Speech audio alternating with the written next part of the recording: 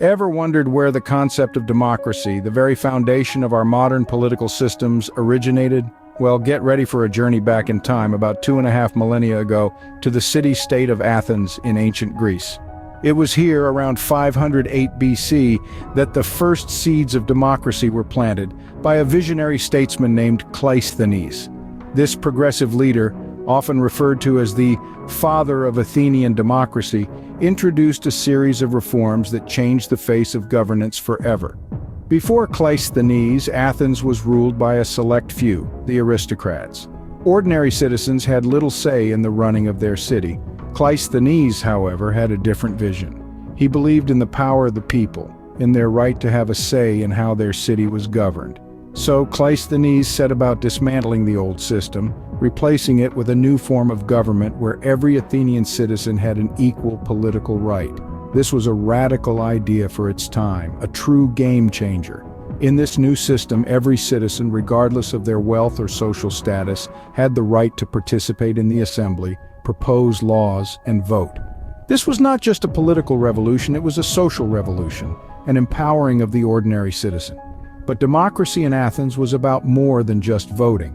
It was about freedom of speech, the right to express one's views and opinions without fear of censorship or persecution. It was about the rule of law, the principle that every citizen, no matter how powerful or influential, was subject to the same laws and the same justice. This was the birth of democracy, a system of government by the people, for the people.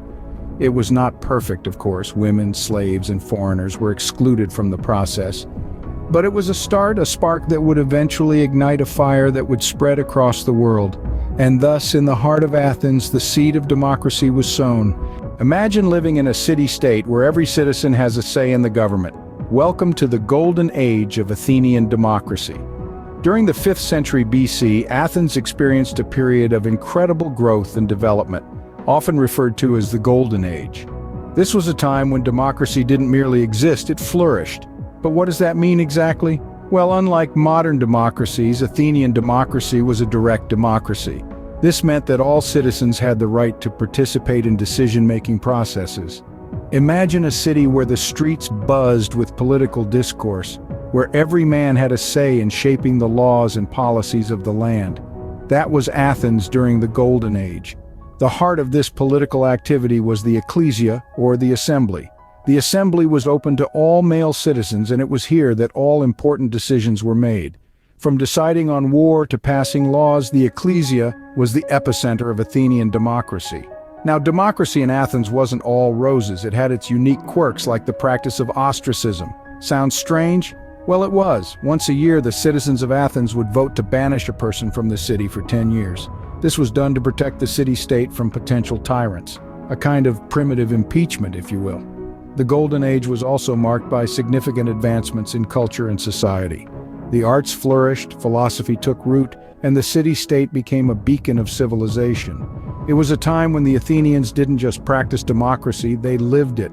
But perhaps the most important takeaway from the Golden Age of Athenian democracy is the concept of citizen participation. It was a time when every citizen was an active participant in the governance of the city, a time when the power truly did lie with the people. This was the time when democracy wasn't just a concept but a way of life for the Athenians. But ancient Greece wasn't just about politics, it was also the birthplace of Western philosophy. Ever wondered why? This remarkable journey began in Ionia on the western coast of modern-day Turkey. Here in the 6th century BC, we find the first known philosopher, a man named Thales. He was intrigued not by the gods of Olympus, but by the natural world and its phenomena. Thales was the first to move away from attributing everything to the divine and instead sought rational explanations. He proposed that water was the fundamental substance of all things, a theory that might seem quaint today, but back then, it was revolutionary. For the first time, someone was looking at the universe not through a lens of mythology, but through a lens of curiosity, logic, and reason. Following Thales, a wave of thinkers known as the pre-Socratic philosophers emerged. They were called so as they came before Socrates, the philosopher who would later shape much of Western thought. These early philosophers, like Heraclitus, who believed that everything is in constant flux, and Parmenides, who argued the exact opposite, that reality is unchanging, began to question the world around them. They examined the nature of reality, the structure of the universe, and even the nature of knowledge itself. They asked questions like, what is the world made of? How do we know what we know? What is the nature of reality?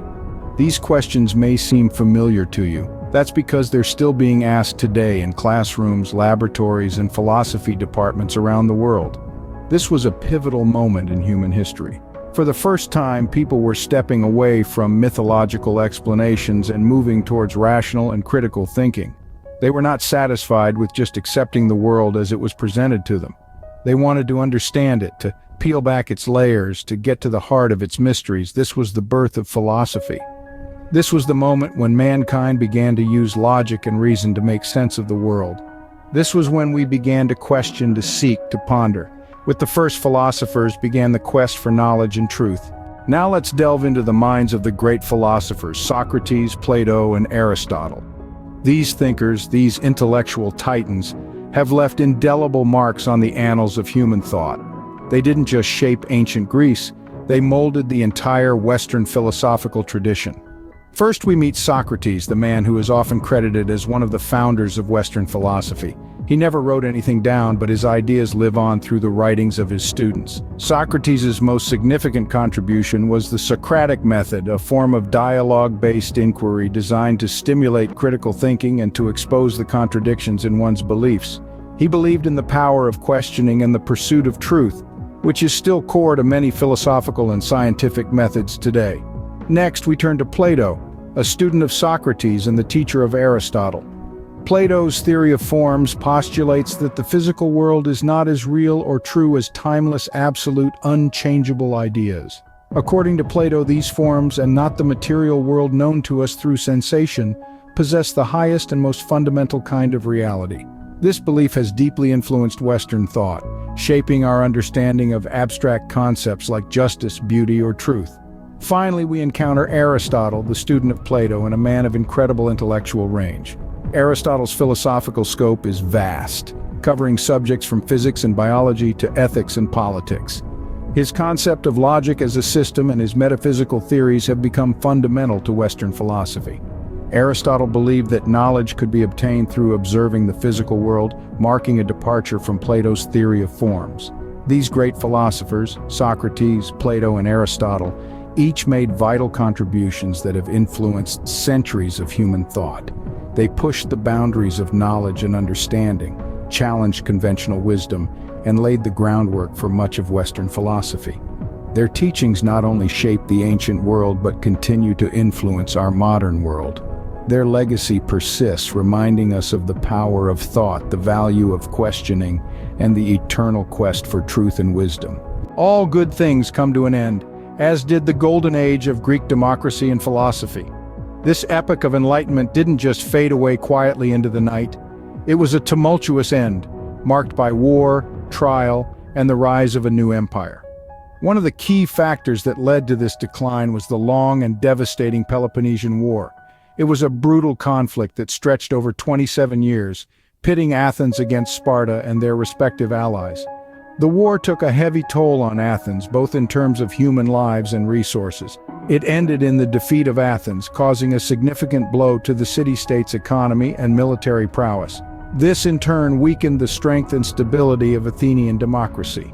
The death of Socrates, one of the most prominent philosophers of the time, was another significant event that marked the end of this golden age.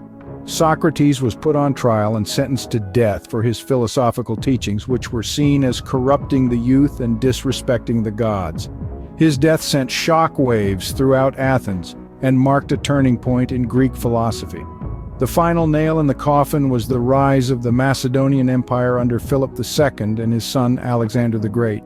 The Macedonians, with their powerful military and strategic alliances, gradually overpowered the city-states of Greece.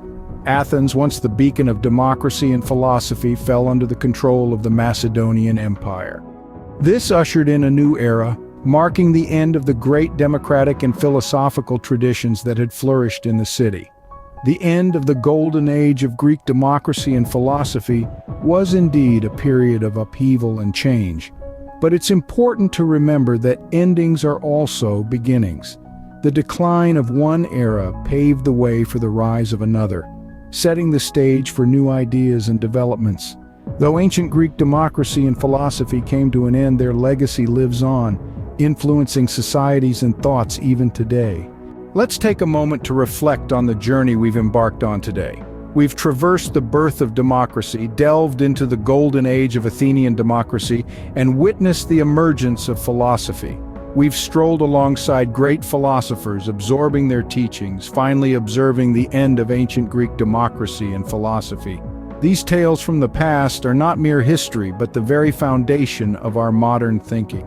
As we navigate our modern world, we continue to tread on the path laid by the ancient Greeks, the pioneers of democracy and philosophy.